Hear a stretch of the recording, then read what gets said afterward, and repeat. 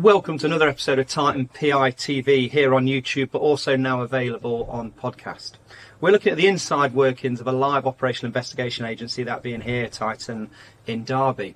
These are short episodes, certainly no longer than 10 minutes, some are a lot less, and we're looking at areas of the industry which we think are interesting and which is not giving too much away to put operatives at risk. So today we're going to look at cohabitation surveillance. Why would you want to know whether a couple is cohabitating? Well, when a couple are getting divorced, there is a form called the Form E. The Form E looks at all assets and finances and then distributing to the couple who are getting divorced a percentage of all those assets and finances. If it is suspected that one of the couple who are getting divorced is now with a new partner and potentially residing with that partner, then that new partner's finances, earnings, etc. need to be taken into consideration. So if it is suspected that a couple who are getting divorced, that one of the couple is cohabitating with someone, it is definitely in the interest of the party instructing us to find out whether they are or they aren't, because it can affect that Form E and the distribution of assets and finances. So we are usually instructed by solicitors, but it is sometimes on behalf of a solicitor through their client. So they've discussed it, they believe there's a suspicion there, and it needs to be looked into. So we then have two options of how we investigate this.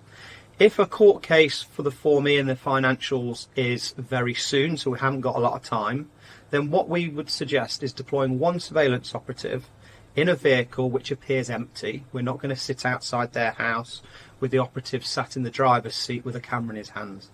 The vehicle will be parked up, it will look right in the environment where it is, and the vehicle, for all intents and purposes, will look like no one is in it. We will then record from an evening for roughly about 2.5 hours, so we would liaise with you in regards to when you think your former partner will arrive home, or if there's any intelligence as regards to your former partner's new partner, and we would sit at the address for 2.5 hours in an evening. Ideally, we would like to get one or both of them returning to the address that evening, and then we would repeat the same again the following morning for 2.5 hours, or what is required, to be able to show them leaving and going to work. So that proves that they have stayed there overnight. We would do this as many times as possible over a 2-week period, not repeating any days. So it might be week 1, we'd do Monday night and Tuesday morning, Wednesday night, Thursday morning, Friday night, followed by Saturday morning. And then the following week, we wouldn't repeat any of those days, so we'd do Tuesday night, followed by Wednesday morning, and then we'd do Thursday night, followed by Friday morning. So that gives us 5 deployments over the period of 2 weeks, and hopefully it will show that that person, the new partner, is staying at that address. We would then provide you with a fully comprehensive report which includes images taken from the surveillance footage, and this report can then form an exhibit and is fully admissible in court. It's going to be a civil court or a family court, but if need be, it would stand scrutiny in a criminal court. As long as all of the evidence that we're gaining is gained lawfully, there is no reason why that cannot be admissible in court. So where you may fall down is if, for example, it's a private driveway or we're having to trespass to get that imagery, but we would obviously not do that, and we would advise you as to what we can and can't do. But everything we would provide you would be fully admissible in court. The second type of investigation is when there's plenty of time.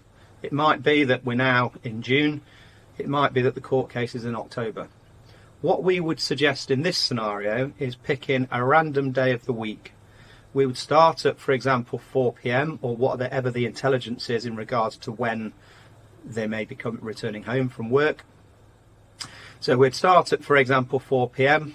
and we would then stay in situ until half an hour after all the lights in the house are extinguished, so gone to bed. We would then come back the following week and we'd do 4 o'clock in the evening once again until half an hour after lights have been extinguished or gone out. We wouldn't repeat the same day, so if we did 5 weeks in a row, for example, we may do Monday, Tuesday, Wednesday, Thursday, Friday. and hopefully that would be enough to then prove cohabitation. What is really important is, if you are instructing us on your own back, it's really important that you discuss this with your solicitor or your barrister. The reason for that is because they are the ones that are going to be using this evidence, and they've got to be happy with it. It's very rare, but we have had on 1 or 2 occasions in the last 10 years that a solicitor or barrister felt that, 1, it wasn't conclusive, or 2, it was seen as over-intrusive. That's very rare, and it's generally the older sort of solicitors who don't like new methods. However, we have had no problems with this evidence either way that we've done it, either the 2.5 hours evening followed by morning, or whether we've done the 8-hour deployments. So that is cohabitation surveillance. Very important if you feel that a former partner is now with a new partner cohabitating and not declaring it.